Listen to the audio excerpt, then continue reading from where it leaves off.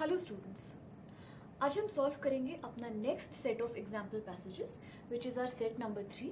तो आप प्लीज़ अपने स्क्रीन्स पे फोकस करिए and we will start doing 5 comprehension passages इस वाले आपके सेट में। तो शुरू करते हैं अपना पैसेज नंबर 1 से। So please read on with me and जैसा कि हम हमेशा करते हैं as a part of our reverse methodology, पहले फ्यू लाइन्स हम रीड करेंगे पैसेज की सो दैट हमें पता चल जाए कि what is the topic of discussion, और उसके बाद जाके हम अपने क्वेश्चंस को देखेंगे कि हमसे क्या पूछा जा रहा है पैसेज के बाद। So please start the passage number 1 and we will read on. Whenever we consider the trauma which animals undergo due to avid use of plastics in human life, we mostly focus on the miserable plight of marine animals. However, the land animals, and especially the stray ones, are equally suffering because of the reckless dumping of polythene and plastic wastes by people. तो अपने passage की first 4 lines पढ़ के आई am sure हमें ये clear हो गया है कि the author is talking about कैसे प्लास्टिक और पॉलीथीन के यूज़ की वजह से हमारे एनिमल्स को परेशानी होती है, उनके लिए एक हेल्थ थ्रेट बन जाता है।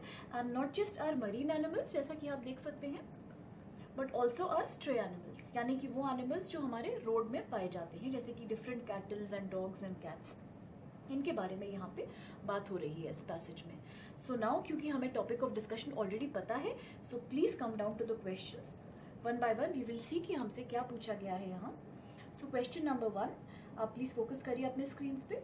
According to the author, why are land animals suffering? Let's underline the keywords of the questions. According to the author, why are land animals suffering? Land animals की सफरिंग का ऑथर के हिसाब से क्या है मेन कॉज? तो आप अपने ऑप्शंस भी कंसीडर कर लीजिए।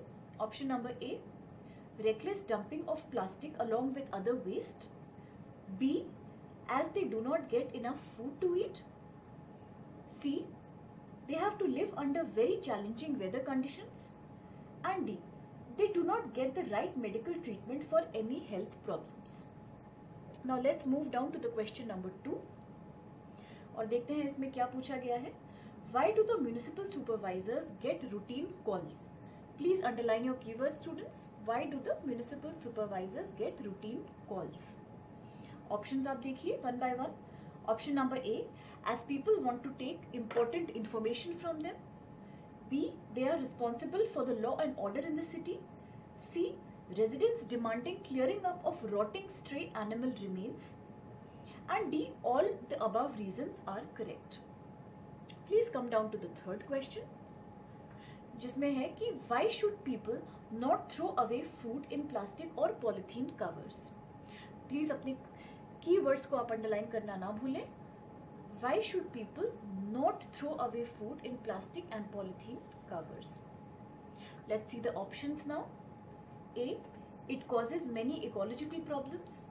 B, the smell from the food from inside the polythene covers and they believe the cover to be edible as well.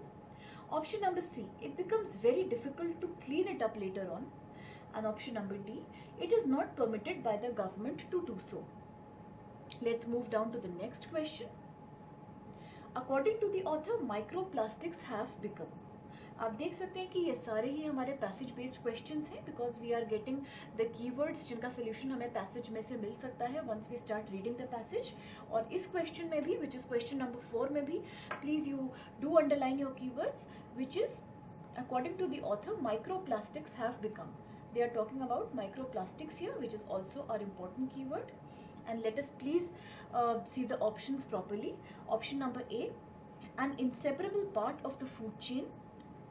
B, a part of the air which we are inhaling. C, a routine component of the food waste in our homes. And D, all of the above options. Let's see the question number 5. Government should make it mandatory for manufacturing organizations to.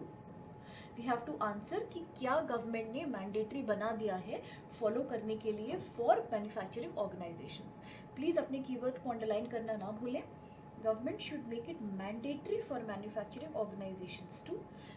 Let's underline the keywords now which are mandatory for manufacturing organizations and please see your options thoroughly. Option number A, take back and dispose separately their plastic bags. B, to pay huge fines for making plastic bags. C, to shut down their operations immediately, and D, to donate money for the upkeep of feral animals. Please come down to the next question, the question number 6. और आप देख सकते हैं ये vocabulary based question है ये एक, because we are being asked to tell the meaning of a word which is paucity. तो आप प्लीज़ अपना कीवर्ड ज़रूर अंडरलाइन कर लीजिए सो दैट लेटर ऑन आपको ये कन्फ्यूजन ना हो कि आपसे मीनिंग पूछा जा रहा है या ऑपोजिट पूछा गया है.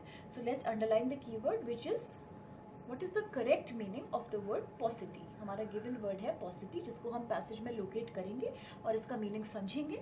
इन द मीन टाइम जल्दी से एक बार अपने ऑप्शन हम देख लेते हैं. A is excess, B incorporate, C deficit, D extreme.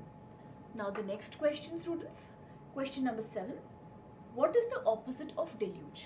ये हमारा एक opposite का question है, तो आप अपना keyword ज़रूर underline करिए. Opposite of the word और word है deluge. हमारे options हैं A funds, B behavior, C drought, D system. And please come down to the next question which is the question number 8. और देखते हैं इसमें क्या पूछा जा रहा है. And the question is saying what is the central theme of the passage? आप देखते ही समझ गए होंगे students as per our previous discussions कि ये आपका एक इन्फरेंस बेस्ड क्वेश्चन है. यहाँ पे this is an inference based question here because आपको पूछा गया है the central theme of the passage. Please underline the keywords central theme of the passage. और आप जानते हैं कि सारे क्वेश्चंस जहाँ आपसे सेंट्रल थीम या समरी या सेंट्रल पॉइंट या फोकस पूछा जाता है पैसेज का, so it is simply an inference based question जहाँ हमें पूरे पैसेज का एक मीनिंग समझ के ही आंसर देना होता है. So given that please see your options once again. A, the negative effects of plastic on human life. B, the loss of rainfall over the last few years.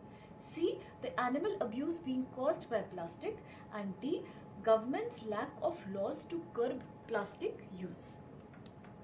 इसके साथ हमने अपने सारे क्वेश्चंस देख लिए हैं अपने पैसेज नंबर 1 के. So let's please go back to the passage once and let's try to find out our answers. I am sure इतने सारे क्वेश्चंस पढ़ने के बाद हम थोड़ा सा मिसप्लेस हो जाता है हमारे माइंड में कि क्वेश्चन नंबर 1 में क्या पूछा गया था या what were the keywords being asked in the question number 2. तो एक बार जल्दी से before beginning to read the passage मैं अपने क्वेश्चन नंबर 1 और 2 को देख लेती हूँ. आप भी अपनी स्क्रीन पे फोकस कर लीजिए. क्वेश्चन नंबर 1 में हमसे पूछा गया था लैंड एनिमल्स की सफरिंग के बारे में. क्वेश्चन नंबर 2 से हमें पूछा गया था म्यूनिसिपल सुपरवाइजर्स को रूटीन कॉल्स क्यों आते हैं. Third was about why should we not throw food in plastic or polythene covers. And the fourth was about microplastics. तो हम सारे कीवर्ड्स को माइंड में रखते हैं and please come back to the passage now और हम रीड करके देखेंगे कि how we can answer these questions. So please students read on with me. First 4 lines आपने ऑलरेडी प्लास्टिक की पढ़ी है और पढ़ने के बाद आपको ये क्लियर हो गया है कि फर्स्ट क्वेश्चन में जहाँ उन्होंने बात की है स्ट्रे एनिमल्स के बारे में, तो आप अपने स्क्रीन पे प्लीज़ फोकस करिए. फर्स्ट पैराग्राफ की लास्ट लाइन में ऑथर हमें बताते हैं about stray animals that they are equally suffering. Why are they suffering? Because of the reckless dumping of polythene and plastic waste by people.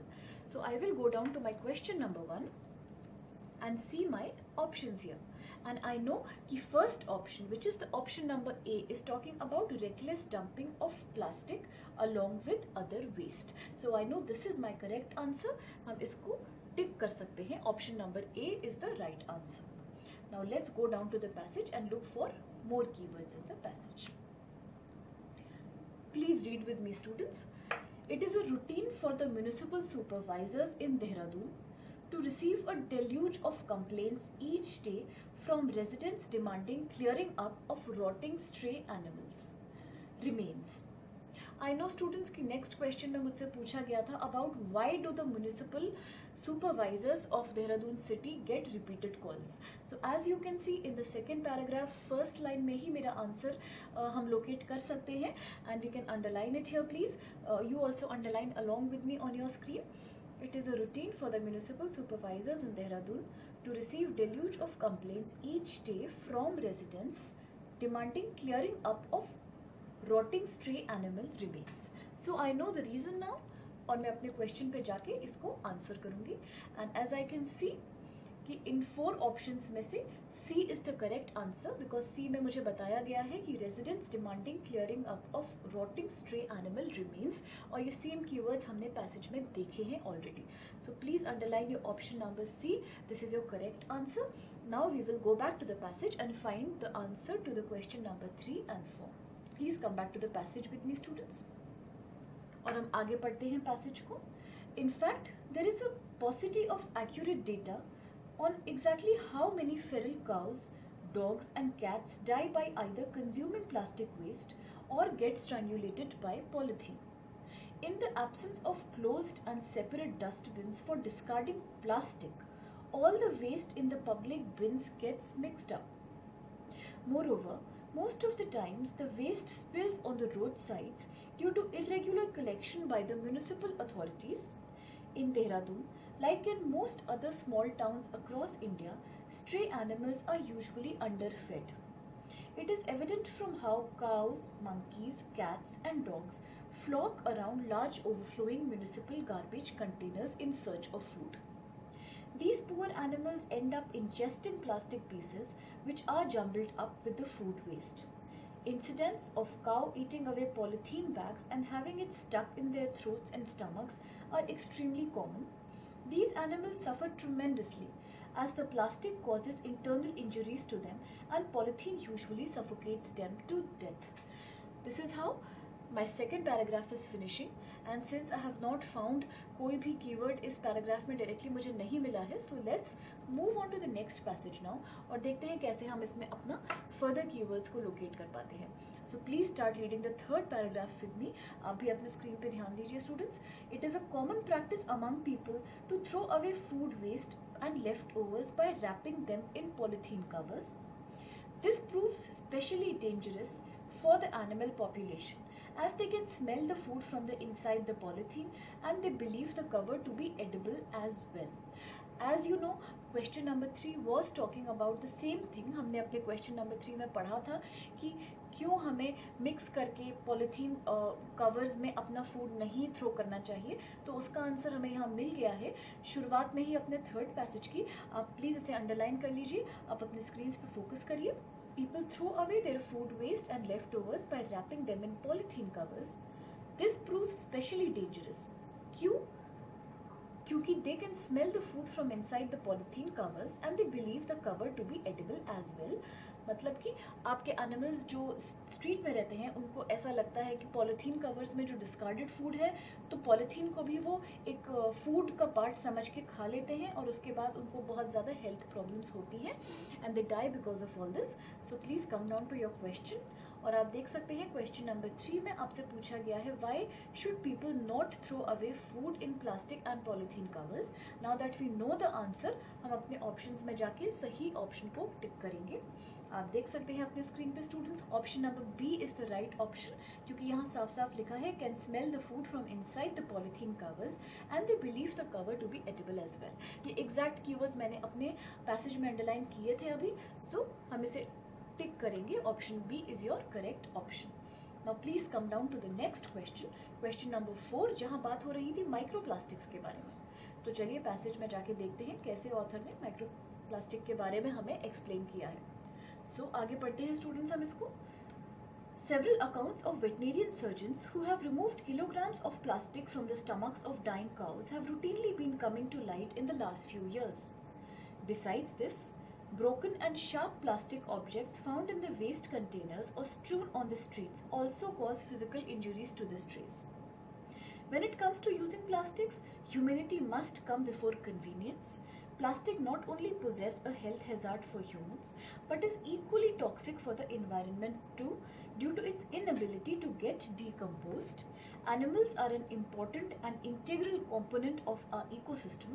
From the feral animals to the scavenging birds, microplastics have become inseparable part of the food chain. आप देख सकते हैं कैसे मेरे fourth paragraph के last line में हमें microplastic word मिल चुका है. आप प्लीज़ इस कीवर्ड को अंडरलाइन करिए और हम समझते हैं कि किस कॉन्टेक्स्ट में ऑथर ने हमें माइक्रोप्लास्टिक वर्ड को बताया है यहाँ पे. और हम समझ रहे हैं अपना लास्ट सेंटेंस देख के, it is clear to us कि from the feral animals to scavenging birds, microplastics have become inseparable part of the food chain. तो प्लीज़ आप अपने क्वेश्चन पे आ जाइए। क्वेश्चन नंबर 4 में ऑथर ने आपसे पूछा है माइक्रोप्लास्टिक हैव बिकम व्हाट। सो अपने ऑप्शंस देख के हमें ये अब क्लियर हो चुका है कि option number A is the right answer, क्योंकि सेम कीवर्ड्स हमने पैसेज में ऑलरेडी ढूंढ लिए हैं। And inseparable part of the food chain, आप इसको सेफली टिक कर सकते हैं। Option number A is the right answer. और आप नेक्स्ट क्वेश्चन को एक बार एनालाइज कर लीजिए। Government should make it mandatory for manufacturing organizations to do what. तो हम अपने पैसेज पे वापस चलते हैं और हमारा लास्ट पैराग्राफ एक बार हम रीड करेंगे देखने के लिए कि वेयर वी कैन फाइंड आगे के आंसर्स। तो please read on with me. The government has to implement a complete ban on the manufacturing of plastics and must make it mandatory for all the commercial manufacturing organizations to take back plastic bags made by them. The same should be separately discarded as well.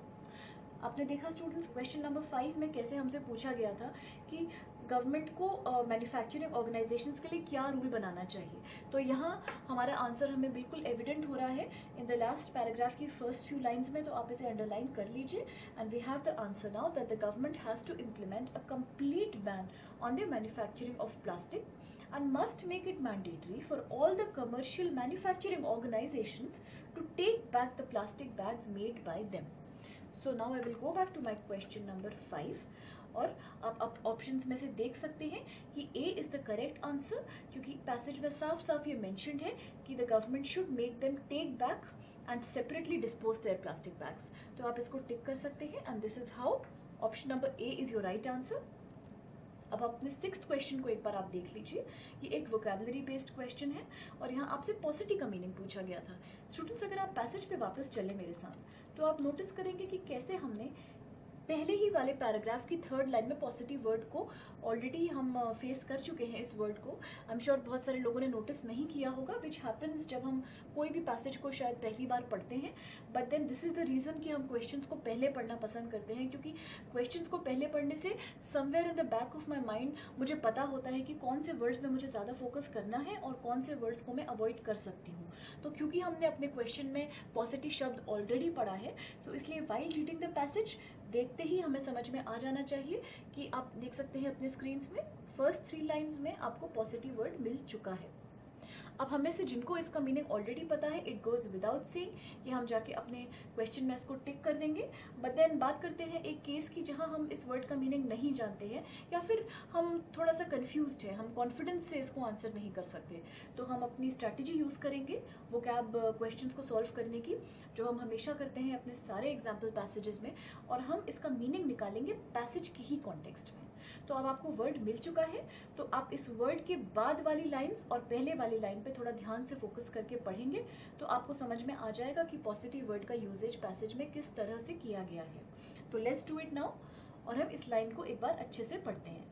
In fact, there is a paucity of accurate data on exactly how many feral cows, dogs and cats die by either consuming plastic waste और get strangulated by polythene। तो students ये line पढ़ के मुझे ये clear हो गया है कि पॉसिटी का मतलब है शॉर्टेज, किसी चीज़ की कमी, क्योंकि यहाँ ऑथर हमें बता रहे हैं कि कैसे हमारे पास एक्यूरेट डेटा बहुत कम है कि कितने हमारे रोड साइड एनिमल्स को सफरिंग होती है प्लास्टिक कंज्यूम करने की वजह से। So now that I can guess the meaning easily through the passage, I will go back to the question. और आप देख सकते हैं अपने ऑप्शंस में सी आपका जो ऑप्शन है वो बात करता है डेफिसिट के बारे में। डेफिसिट मीन्स शॉर्टेज, मतलब कोई तरह की कमी। तो the meaning of the word पॉसिटी is deficit. आप अपने ऑप्शन नंबर सी को टिक कर लीजिए, this is your right answer. Now let's see the last question. यहाँ हमसे पूछा गया है opposite of the word deluge. So if you already know the meaning of the word deluge, very good, क्योंकि किसी भी वर्ड का ऑपोजिट सॉल्व करने के लिए उसका मीनिंग या सिनोनिम जानना सबसे पहले बहुत ही ज़रूरी है। अगर हम किसी शब्द का मतलब नहीं समझते तो स्टूडेंट्स उसका ऑपोजिट भी बताना हमारे लिए ऑब्वियसली इम्पॉसिबल हो जाता है।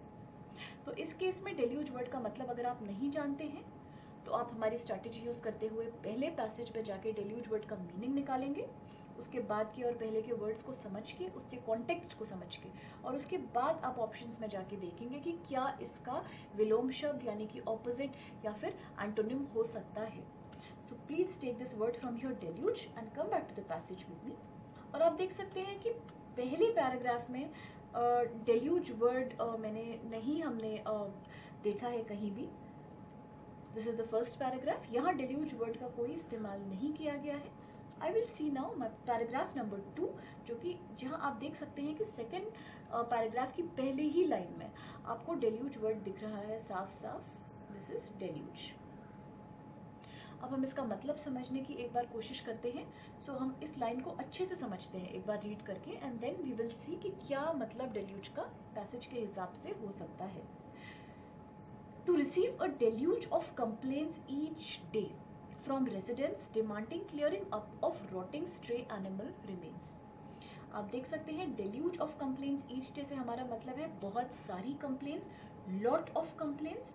तो हमें clear हो जाता है कि deluge का मतलब है एक kind of flood, kind of tremendous किसी भी चीज़ की एक्सेस जो हमारे पास है वही डेल्यूज का मतलब होता है. It means flooding of something. और इस केस में हमारा मतलब है डेल्यूज ऑफ कंप्लेंट्स है और फ्लड ऑफ कंप्लेंट्स, यानी कि एक बाढ़ आपकी समझ लीजिए कंप्लेंट्स की. तो अब जबकि मैं मतलब समझ चुकी हूँ डेल्यूज वर्ड का, तो आई एम श्योर हम इसका ऑपोजिट भी फाइंड आउट कर सकते हैं. और आप अपने ऑप्शंस अगर देखें तो ए फंड्स, जो कि बिल्कुल गलत है यहाँ. B behaviour is also not making any sense. C drought. Now drought से students I am sure it's a common word, तो हम समझते हैं कि ड्राउट का मतलब क्या होता है. तो आप जानते ही हैं कि ड्राउट से हमारा मतलब है किसी चीज़ का सूखा पड़ जाना, किसी चीज़ की कमी हो जाना, डेफिशिएंसी हो जाना. और वर्ड हमारा जो दिया गया है पैसेज में वो है डेल्यूज. क्योंकि डेल्यूज का मतलब है एक्सेस. मैं आपके लिए स्क्रीन पे लिख के देती हूँ. या फिर हम बात कर सकते हैं फ्लड की, या फिर हम बात कर सकते हैं किसी भी चीज़ की टू मच की. और ड्राउट से हमारा मतलब है सूखा पड़ जाना, किसी चीज़ का अकाल पड़ जाना, किसी चीज़ की कमी हो जाना, शॉर्टेज हो जाना. तो आप देख सकते हैं कि डेल्यूज का मतलब है ड्राउट, फ्लड का ऑपोजिट है ड्राउट. तो आपका करेक्ट ऑप्शन है ऑप्शन नंबर सी. आप इसको टिक कर सकते हैं. And this is how you have answered your vocabulary section questions for this passage. Now let's come down to the question number 8, जो कि है हमारा what is the central theme of the passage. अब students आप जानते हैं कि inference based questions की जब बात होती है तो पूरा पैसेज पढ़ने के बाद हमें खुद ऑप्शंस में से ढूंढना पड़ता है कि कौन सा जो आपका ऑप्शन है वो पूरे पैसेज का सार आपको बता रहा है. Which of these options can summarise the passage in the best possible manner. Now that हमने पैसेज को एक पूरी रीडिंग दी है, तो लेट्स सी द ऑप्शंस और हम इजीली समझ जाएंगे कि कौन से ऑप्शन से हमें पैसेज की सेंट्रल थीम पता चल रही है. So please follow on your screen with me. A, the negative effect of plastic on human life. B, the loss of rainfall over the last few years. C, the animal abuse being caused by plastic. And D, the government's lack of laws to curb plastic use. Without thinking much, I can say, and you can also say कि option number C is the correct answer. आप please इसे टिक कर लीजिए because पूरे passage में author ने बात हमसे की है एनिमल अब्यूज़ के ही बारे में, जो कि प्लास्टिक की वजह से हो रहा है. So now you can see students कैसे हमने अपने फर्स्ट पैसेज के सारे क्वेश्चंस को सॉल्व किया easily by using reverse method. और सेम मेथड को इस्तेमाल करते हुए हम जाते हैं अपने पैसेज नंबर 2 पे, जो कि हमारे नेक्स्ट एग्जाम्पल पैसेज है for this set.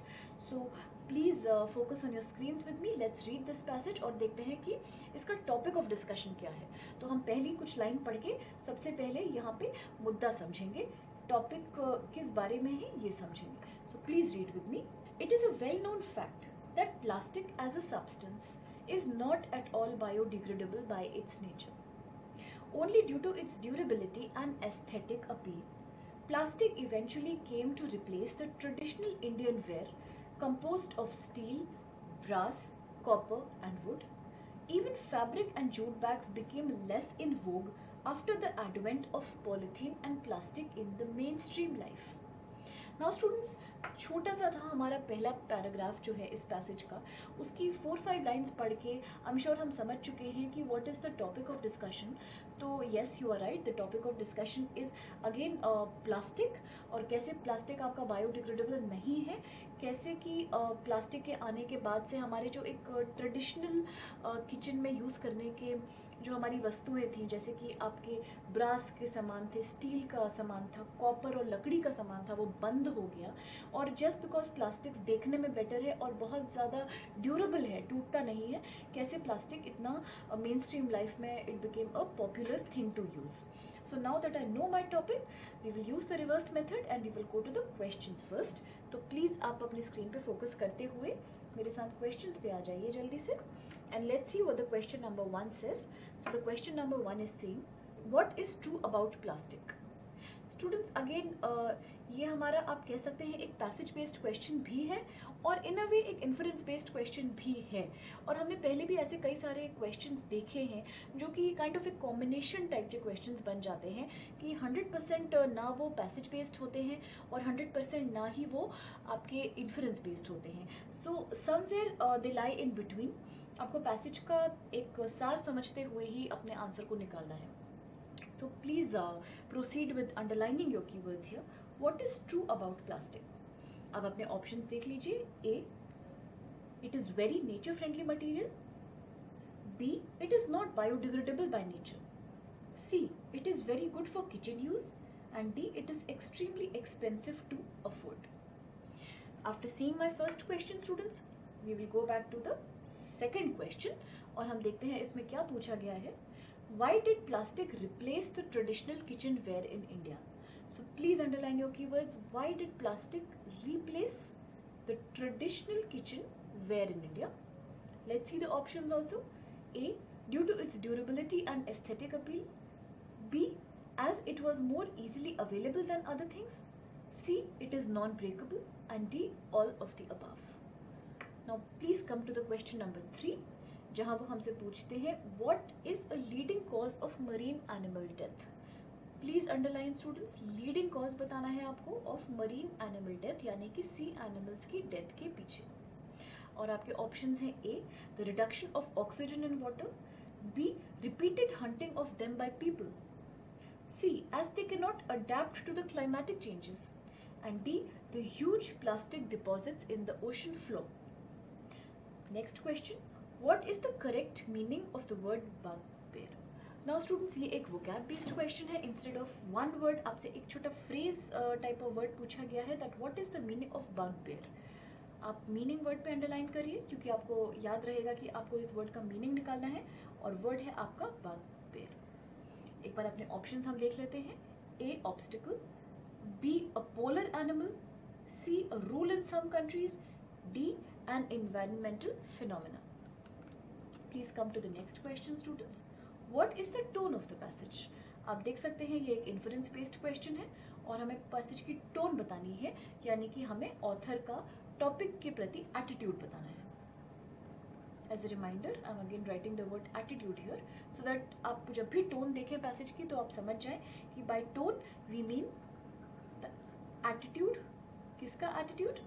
Author's attitude towards what?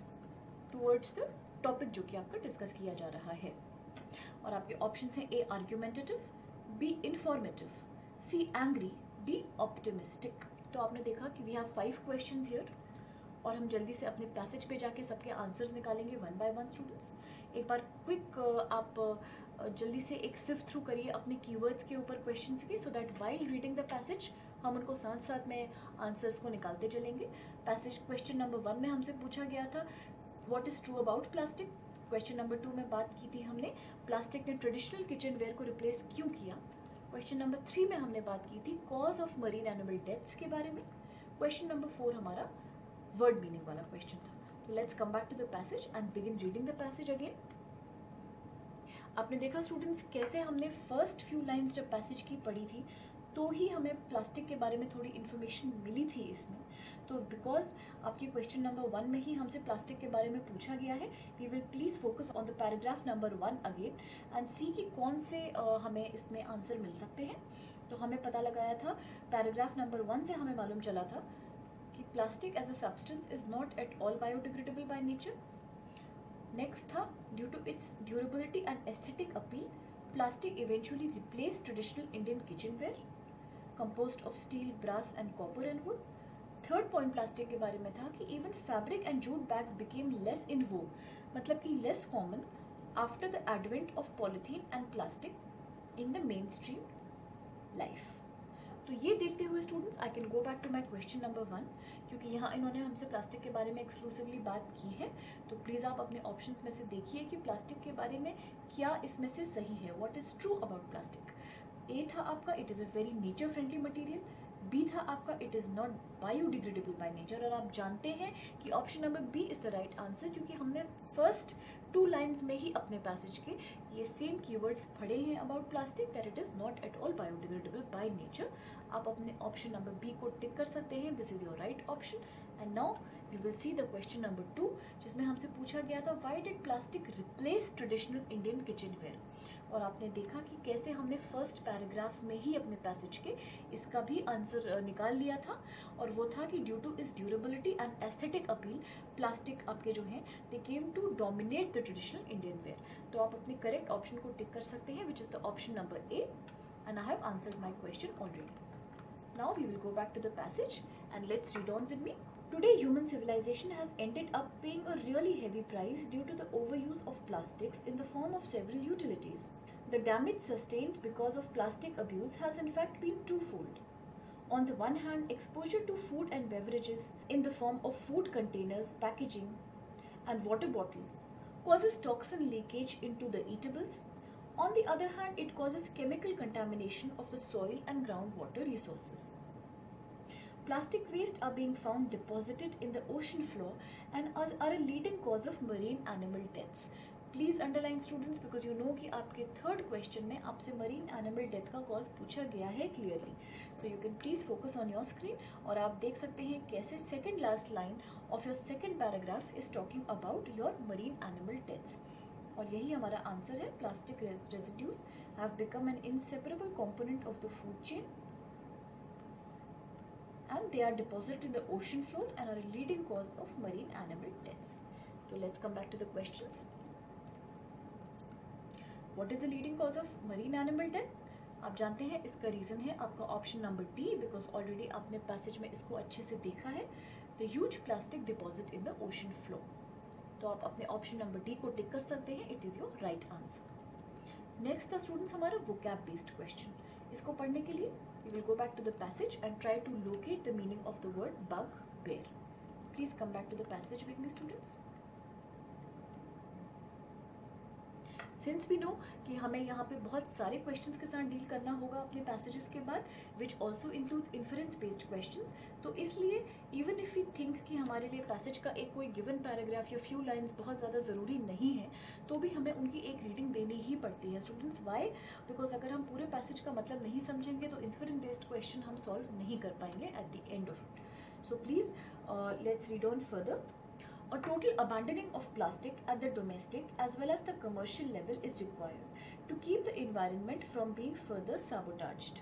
Though there is a distinct wave of awareness being spearheaded by the NGOs, governments and environmentalists alike, which are relentlessly propagating a green living, any initiative without a wide and democratic participation of all the citizens is essentially superficial. Adoption of food packaging made with indigenously available leaves, paper and wood using fabric bags is a step which each one of us must take as a much needed contribution towards ecological protection. Any use of polythene by supermarkets, vegetable and grocery vendors should be immediately brought to the notice of municipal authorities, and punitive action must be taken against such malpractices. Now let's read the last line of the passage. Plastics remain the biggest bugbear in the process of environmental conservation and building a healthy world for ourselves. आप देख सकते हैं students कैसे हमारे पूरे passage की last 2 concluding lines में हमें वर्ड बगबियर मिल चुका है, और अगर हम इसका मतलब ऑलरेडी नहीं जानते हैं so we will find it out now. कैसे? इसके बाद के और पहले के लाइन पे फोकस करते हुए हम इसका कॉन्टेक्स्ट मीनिंग निकाल सकते हैं. Let's do it now. Plastics remain the biggest bugbear in the process of environmental conservation and building a healthy world for ourselves. आप देख सकते हैं स्टूडेंट्स कैसे ऑथर ने हमें बताया है कि प्लास्टिक एक सबसे बड़ा चैलेंज है in the process of environmental conservation. तो बगबियर से ऑब्वियसली हमारा मतलब है एक ऐसी चीज़ जो कि बहुत बड़ा रुकावट बन रही है, ऑब्स्टिकल बन रही है, हिंड्रेंस बन रही है, समस्या बन रही है, बाधा बन रही है. So now that we know the meaning of the word, please come back to the questions. और आप देख सकते हैं option number A means an obstacle, और यही हमारा बगबियर का मतलब है अकॉर्डिंग टू द पैसेज। आप प्लीज इसको टिक कर लीजिए, this is your correct answer. Let's see the question number 5 now, जो कि था what is the tone of the passage. आप कीवर्ड्स भी देख सकते हैं। अब स्टूडेंट्स पूरा पैसेज पढ़ने के बाद एक एसेंशियल आइडिया हमें लग चुका है कि पैसेज में ऑथर की या फिर जो बात हमसे की गई है टॉपिक में उसकी टोन क्या है। सो ऑप्शंस देखते हुए हम समझ जाएंगे कि what is the correct tone.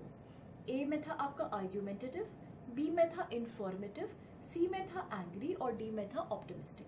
It goes without saying students कि हमारा करेक्ट आंसर है option number B, because author ने आपको इंफॉर्मेशन दी है। ऑथर ने आपसे आर्ग्यू नहीं किया है about anything. Author is not trying to be angry on any particular person और any authority. Author is only telling you what is happening, how it is happening and how it should not happen. So the correct answer is informative, which means to give out information. So I know that my tone is informative. इसके साथ हमने अपना passage number 2 भी close किया सारे questions को answer करते हुए, एंड आई एम श्योर आपको समझ में आ रहा होगा कि कैसे रिवर्स मेथड यूज करके हम इफेक्टिवली और कम समय में अपने सवालों के जवाब देते जा रहे हैं। Now let's reach the passage number 3 students, which is on your screen. और हम अपनी फर्स्ट फ्यू लाइन्स पढ़ते हैं पहले इस पैसेज की और समझते हैं कि टॉपिक ऑफ डिस्कशन क्या है before proceeding further. So please focus on your screens with me and let's begin by reading the first few lines of the passage now. Human resource management, HRM or HR, is the strategic approach to the effective management of organization, workers, so that they help the business gain a competitive advantage. Commonly known as the HR department, it is designed to maximize employee performance in service of an employer's strategic objectives. HR is primarily concerned with the management of people within organization, focusing on policies and on systems. After reading the first 6 lines of the passage, it is quite clear students कि यहाँ जो topic of discussion है वो है हमारा human resource management, जैसे कि आप देख सकते हैं, underline भी कर सकते हैं for a better understanding. Human resource management, HRM और HR, ये हमारा टॉपिक ऑफ डिस्कशन है। और कैसे ऑथर ने हमें बताया है अभी तक इन द ओपनिंग लाइंस कि what is the purpose of HR। तो पर्पस आपका होता है कि कैसे बिजनेस को हेल्प करता है HR एक कॉम्पिटिटिव एडवांटेज गेन करने के लिए, एम्प्लॉयज़ का मैक्सिमाइज करने के लिए परफॉर्मेंस आपका, और कैसे HR का जो प्राइमरी कंसर्न होता है वो है आपका management of people with in organization, focusing on policies and on systems. ये जानने के बाद कि what is the topic of discussion, please चलते हैं अपने क्वेश्चन आंसर्स एनालाइज करने कि हमसे क्या पूछा जा रहा है यहाँ। It's a very long passage as you can see students, इसलिए मैं आपको एक छोटी सी टिप और देना चाहूँगी कि जहाँ पैसेजेस इतने लंबे होते हैं कि 6 से 7 पैराग्राफ्स को भी क्रॉस कर जाते हैं, वहाँ अगर आप चाहें तो आप फर्स्ट 6 लाइन्स को पढ़ने की जगह आप पूरा पैसेज में जो फर्स्ट पैराग्राफ है उसको भी रीड कर सकते हैं। टॉपिक समझना कभी कभी थोड़ा मुश्किल हो जाता है by reading only the first few lines, क्योंकि ये एक लेंदी पैसेज है। तो आप जानते हैं कि इन्फॉर्मेशन डिस्ट्रीब्यूटेड है थ्रू आउट द पैसेज और सिर्फ चंद लाइनें पढ़ के आपको नहीं मिलने वाली। तो just in case you feel it is more easy for you to read the full first paragraph, please go ahead. आप अपने टाइम के हिसाब से एग्जाम टाइम में ये डिसीजन ले सकते हैं कि if you think you have some sufficient amount of time और आपका आरसी एक स्ट्रॉन्ग पॉइंट है तो आप थोड़ा इसमें अच्छे से टाइम दे सकते हो, आप अपना पूरा फर्स्ट पैराग्राफ को पढ़ सकते हैं। Please come down to the questions now. And the question number 1 is saying, according to the passage which of the following tells about the culture, values and work ethics of an organization to the newly elected employee. Please underline your keywords here students. Which of the following tells about the culture, values, work ethics of an organization to the newly selected employee? Options आपके हैं A performance appraisal, B recruitment program, C orientation program, D training program and E job analysis. Please come to the question number 2. According to the passage, which of the following is not the part of personal management? Please अपने keywords आप underline कर लीजिए। Which of the following is not, mind you, not students, a part of personal management? Let's read the options. A. Focusing on personal administration. B. Extensive training program for improving the efficiency of the employee. C. Inverted approach. D. Focusing on basic labor relation issues. and D, viewing employee as a tool. Now question number 3 हम देखते हैं. According to the passage, by which of the following working efficiency of an employee is affected the most? Please अपने keywords को आप underline कर लीजिए. By which of the following working efficiency of an employee is affected the most? We are talking about working efficiency और कैसे ये सबसे ज़्यादा बढ़ती है, आपकी effect होती है. Options हैं आपकी A, qualification of the employees, B, training and development programs, C, working atmospheres, D, willingness to work, and E, incentives and compensation. Question number 4. According to the passage, which of the following unfolded the field of human resource for the first time? यानी कि किसने invent किया था आपका field of human resource पहली बार? Please अपने keywords underline कर लीजिए students. Unfolded the field of human resource for the first time. Now the next question. Which of the following statements are true in the context of the passage? It is a inference based question because यहाँ आपसे पूरे passage के बारे में पूछा जा रहा है. So let's see the option number A. Ability to do work is more important in comparison to willingness to do work. B. It is not essential that highly educated employees will do outstanding work. C. HR is primarily concerned with the remuneration of people within an organization. D. None of the above. E. All are true. Now the next question students, साथ के साथ हम अपने keywords underline करना नहीं भूलेंगे. Which of the following statement is true in context of the passage? Next question, find the incorrect statement on the basis of the given passage. यहाँ भी आपको पूरे passage के ऊपर बेस करके ही information निकालनी है, तो ये आपका proper inference based question होगा students. Inference based question. और यहाँ हमें incorrect statement निकालना है, which is wrong. Incorrect statement on the basis of given passage. आपका option number A है effective HR management is a modern version of what used to be called the personal management. B, once the employees have been selected, an induction program is conducted. C, job analysis gives a detailed explanation about each and every job in the company.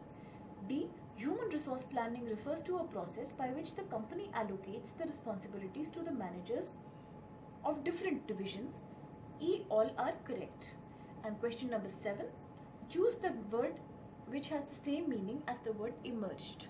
Students, ये एक vocab based question है, आप अपने keywords को please underline कर लीजिए. Same meaning as the word emerge. आपका word है emerged. और options हैं आपकी A, fled, B, waned, C, transpired, E, ebbed, and E, wilted. Now students, let's come back to the next question, which is choose the word which has the same meaning as the word outstanding. Please underline your keywords, same meaning as the word outstanding. और ये भी एक vocabulary based question है और आपके options हैं A, abysmal, B, groovy, C, appalling, D, outrageous, E, despicable. Now please come back to the 9th question.